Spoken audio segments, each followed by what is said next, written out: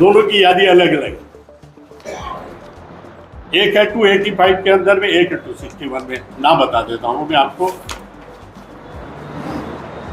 खान उमैया तस्नीम, ये दो जगह नाम है इनके। फिर है शेख रजिया यूसुफ, जिसको 1111 नंबर के बूथ 285 में 1111 नंबर का वोटिंग है, और उसका वोटिंग दूसरी एक 261 में 529 में है। तीसरा मैं आपको बताता हूँ 285 पार्ट नंबर में 1112 नंबर है शेख सलीम इब्राहिम, इसका 284 के अंदर में 459 है। ऐसे मेरे पास में तो ये जो यादी है मैं इसके अंदर में सब निकाला हूँ, और भी निकालूंगा, और इलेक्शन कमिश्नर को शिकायत करेंगे कि भाई ये जो भी ऐसे नाम है इनको आप पूरे 145 से 146 सभी के अंदर में ये डिलीट होने चाहिए। आरोप प्रत्यारोप की झड़ी शुरू है कांग्रेस और भाजपा में। कांग्रेस कहे वोट चोर और भाजपा कहे वोट जिहाद। नमस्कार दर्शकों और साथियों, मैं हूं शशि शर्मा, आप देख रहे हैं दबंग खबरें। दर्शकों, आज हम विधायक नरेंद्र मेहता के कार्यालय के बाहर मौजूद हैं और आज यहां पर प्रेस कॉन्फ्रेंस का आयोजन किया गया था और प्रेस कॉन्फ्रेंस में भगवती शर्मा ने पत्रकारों को संबोधित किया। आपको बताना चाहता हूं, 3-4 दिन पहले मुजफ्फर हुसैन जो कांग्रेस के कदावर नेता है, उन्होंने भाजपा का काला चिट्ठा खोला था। उन्होंने कहा था कि नरेंद्र मेहता के खासम खास रविंद्र उपाध्याय, उनके 3 वोटर आईडी हैं और 3 जगह से उनके वोटिंग की लिस्ट में नाम है, और उसी के प्रत्युत्तर आज भगवती शर्मा ने दिया है। उन्होंने कहा कि आजाद नगर में लोगों के नाम जो दूसरी लिस्ट में भी आए हैं, ऐसे मुस्लिम लोगों के नाम बताए गए। जब पत्रकारों ने उनसे सवाल पूछे कि कांग्रेस तो कहती है कि वोट चोर, क्या आप इसे वोट जिहाद कहेंगे, तो इस पर कतराते नजर आए बीजेपी के नेता, क्योंकि आने वाला समय जो है चुनाव का समय है और सेक्युलरिज्म तो उनको चाहिए, क्योंकि नहीं तो वोट कौन देगा उनको। ये सारी कहानी सामने नजर आ रही है प्रेस कॉन्फ्रेंस में। अब देखना है आने वाले समय जो चुनाव आ रहा है इसमें और कितने आरोप प्रत्यारोप लगते हैं, क्योंकि ये तो शुरू से ही चल रहा है कि कांग्रेस बीजेपी पे आरोप करती है और बीजेपी कांग्रेस पे आरोप करती है, लेकिन तथ्य कुछ नहीं निकलता है और इसमें बनती है जनता बेवकूफ। आइए जानते हैं भगवती शर्मा ने क्या कहा। आज मैं ये एक बताने आया हूँ कि मीरा भाईंदर 145 विधानसभा के बारे के अंदर में मतदाता सूची के बारे में कांग्रेस के बीच में काफ़ी प्रश्न उठाए थे।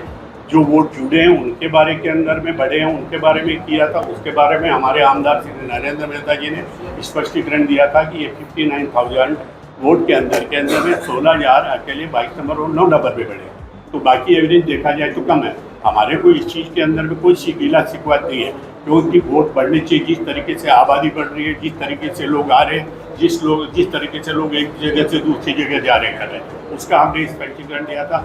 अभी कुछ दिन पहले उन्होंने फिर एक आरोप लगाया था कि 2 बार 3 बार मतदान आ रहा है किसी का, और उसके अंदर में कहीं न कहीं जोड़ने की कोशिश हमसे की थी।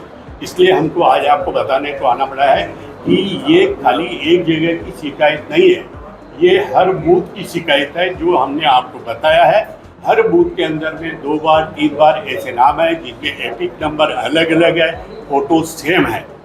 तो इसके अंदर में सुधार होना चाहिए, और ये गलतियां इलेक्शन कमिश्नर से भी हो रही है और फार्म भरे जा रहे हैं उनके माध्यम से भी हो रहे हैं, रेंटल पे प्लेट है उनके अंदर भी हो रहे हैं। हम हमेशा कहते हैं कि इस एरिया के अंदर में 55% वोट हुआ, 60% वोट हुआ, जबकि अगर देखते जाए तो उस बिल्डिंग में रहते हैं उनका 90% वोट हो जाता है, क्योंकि वो शिफ्ट होकर के दूसरी जगह चले गए।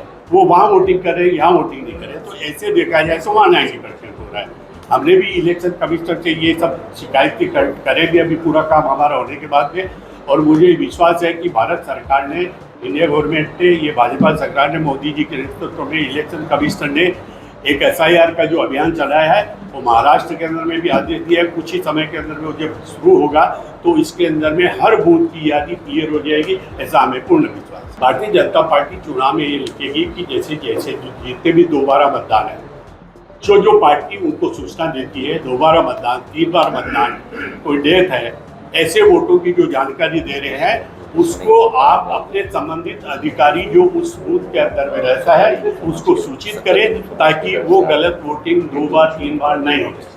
ये हमारा सुझाव रहेगा। शर्मा जी आपसे क्वेश्चन पूछना चाहता हूँ। जैसे आपने बताया आजाद नगर में कुछ मुस्लिम लोगों के नाम बताए, डबल आए हुए हैं, तो क्या वोट जिहाद है ये? देखिए, मैं आपको मैं किसी पे आरोप नहीं लगा रहा हूँ। ये आरोप लगाने का काम कांग्रेस का, हमारा किसी पे आरोप। हम ये बोल रहे हैं, आपने मुस्लिम का बोला भी नहीं, मैंने मुस्लिम भी नहीं बोला है। आपने नाम पढ़े ना, नहीं, नाम तो किसी ने बोला, पढ़ो। देखिए एक बात बताओ, मैंने जैसे उन्होंने किसी मेरे एक क्वेश्चन का आप जवाब दीजिए। मैं नहीं चाहता, मेरे क्वेश्चन का जवाब दीजिए। हाँ बोलिए। मैंने आपको पूछा जिस तरीके से आपने आजाद नगर के उदाहरण दिया, तो क्या वोट किया जिहाद है क्या ये? मैं ये बता रहा हूँ, आजाद नगर के आदि में भी गोल्डन लिस्ट के वोट आए। अब क्यों आए? वो तो सीधे आरोप लगा देते हैं, ये इसलिए किया होगा, ये इसलिए किया होगा। मैं आरोप नहीं लगा रहा हूँ। हो सकता है कि फार्म वहाँ का भरा हो गया होगा, लेकिन वो वहाँ चला गया होगा।